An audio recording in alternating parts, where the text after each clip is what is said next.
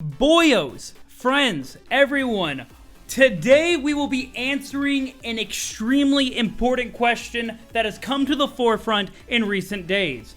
Ludwig of Twitch has made an answer to this question. Wolfie VGC, a Pokemon World Champion, has answered in one of his videos, but today we will be looking into if 1 billion with a B, 1 billion lions can defeat every Pokemon. We have to set some ground rules, because obviously we have to know how we're going to be evaluating everything. Number 1, when we say every Pokemon, we are referring to every unique Pokemon. Obviously, if we were to have like the entire population of the Pokemon universe versus a billion lions, I actually think the Pokemon would win. If we had like several 100,000 Charizards flying around, I think that no matter how you shave it down mathematically, the Pokemon would win.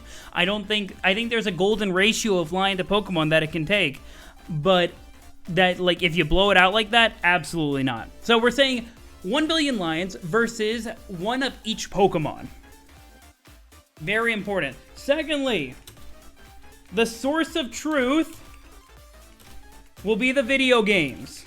And there's a reason for this, and it actually got mentioned in chat already. If you go into lore from the anime, it's nonsense, it's contradictory. The anime breaks its own rules all the time. If you go into the Pokedex, we have the Magcargo, which is hotter than the sun. Why does it not melt through the ground? Why is Magcargo not in a constant state of dig? It makes no sense. And so we must use the video games for the source of truth if we're going to get any sort of reasonable answer here. That's the only solution. Everything else is too contradictory. With those in mind, let's look at the math. And I'll let you guys know before we go into this. In my heart, I look at this question, my first response is obviously Pokemon. Obviously Pokemon. I don't think it's as cut and dry as people make it out to be, because 1 billion lions is so much. So many. But I feel like in my heart of hearts, like the Pokemon went out. But we're going to take a look at the facts as presented in the Pokemon games. Hey, if you enjoy my videos, consider subscribing, because it helps me out a lot. And if you end up liking this video by the end of it, consider dropping a like. It lets me know you guys are actually enjoying so that I can do more of that. Okay, back to the video. Let's go. Now, as is most things in life, the question comes down to how long can your PP last?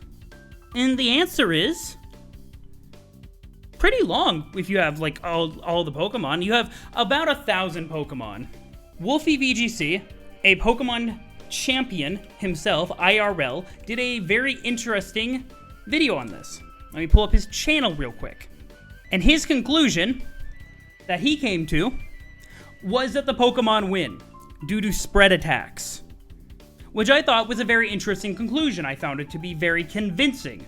But let's look at how this actually plays out. So let's look at horde encounters.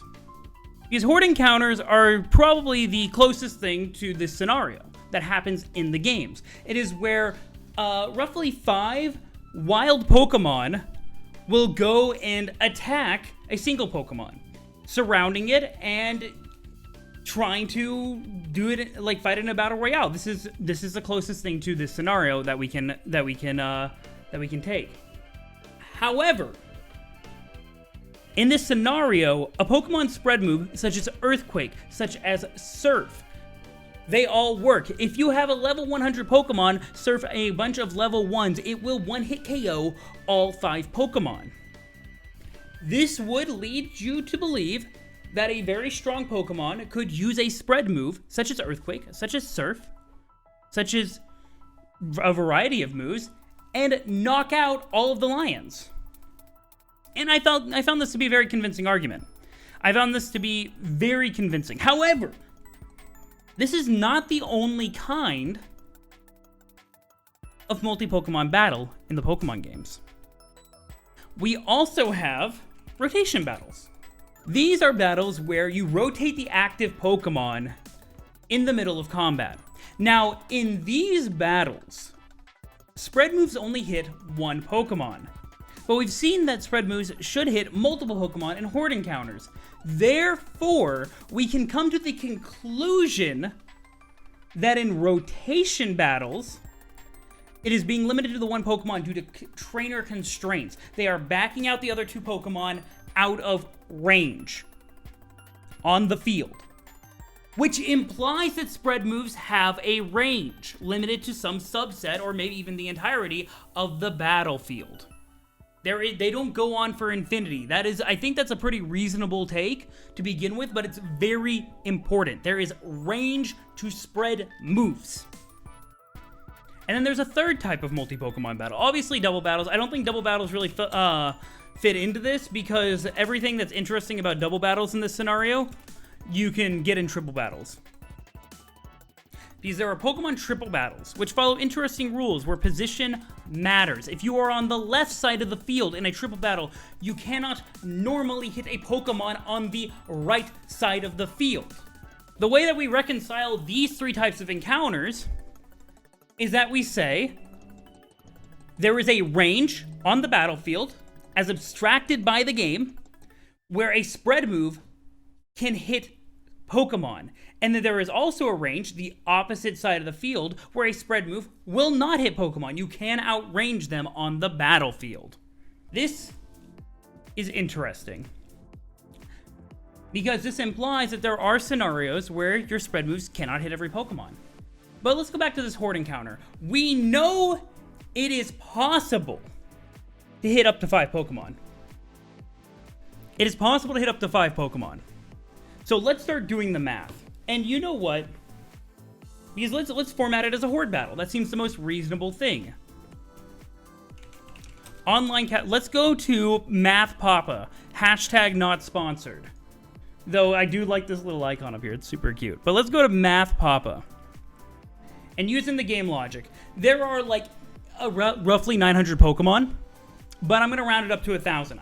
I intend to stack this into the deck in the Pokemon's favor.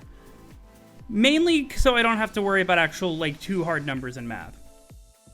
Let's also assume that a spread move one hits a lion.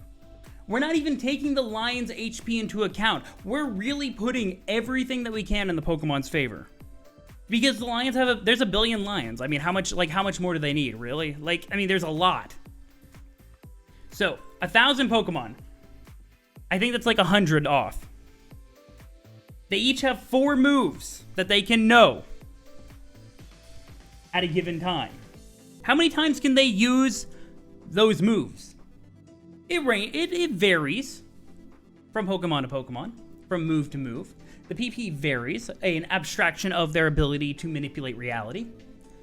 But I think it's safe to say that most spread moves will be 20 or under, so we'll round up to 20. And by the way, the assumption that all 4 moves will be spread moves is already a huge boost in the Pokemon's favor.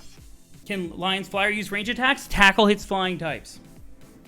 But you're actually going to see very quickly that if it is a fight to the death where every entity has to be attacking, it doesn't actually matter what the lions themselves can do. And this is the shocking part.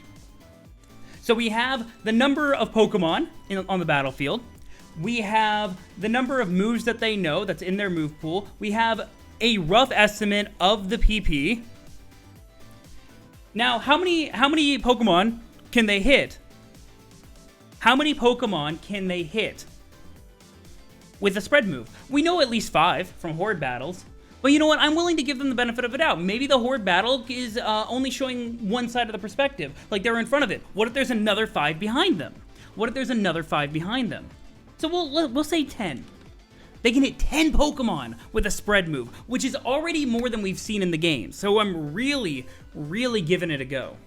What is this number? How many lions can be damaged by all the Pokemon according to this number? It is roughly 800,000. Not even a million. Not even a million. Wow. Not even a big mill. However, that's not all. Because you see, there is one other option that Pokemon have after they've ran out of moves. They can struggle. And struggling is a move that damages the Pokemon. And this is why I said the Lion's ability to attack them is irrelevant. It's also why Ghost types actually not being relevant, because obviously a Lion can't hit a Ghost type. So these wild Pokemon, trainerless, I think I should have put that in the assumptions, trainerless, so they're not going to be coordinated by a trainer, are in a battle royale with Pokemon, or with Lions. And once they've expended all of their PP in combat, after knocking out nearly 1 million Lions, they can also then knock out, I believe struggle is what, is it 1/5 or 1/4? I believe it is 1/4 of their max HP. Of their max ability to be alive. There is no chilling. There is no chilling here. This is a battle royale. The question is, can they beat it? Can they beat them in a fight? They can each do 4 more moves, 4 more struggles, times 1,000 for the number of Pokemon.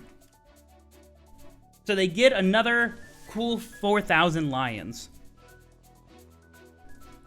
There is no strategy. They are wild Pokemon.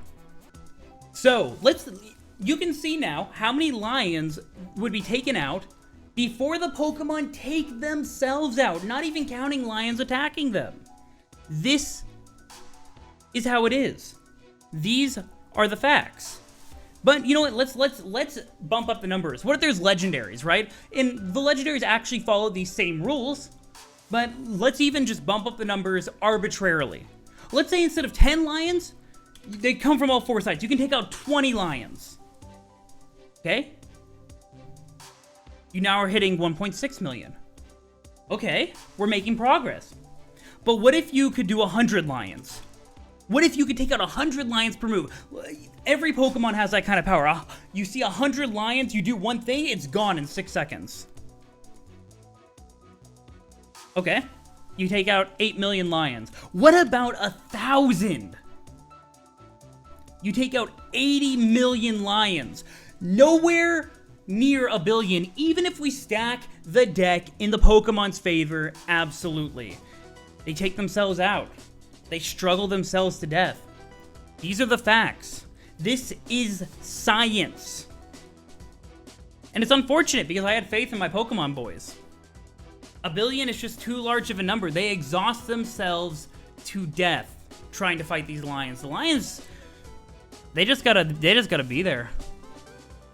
And these are the facts. And if you are still denying the science of these numbers, well, I would suggest you go get coffee with some of the people that think Dream speedruns are legitimate, because I think you'd get along. But I would just like to say, undeniably, that I've done the math. I've put in the work. The voice of science has a name, and that name is Thalion. But also, Giratina could just, destroy the world with the distortion world, so who even fucking knows? Anyways,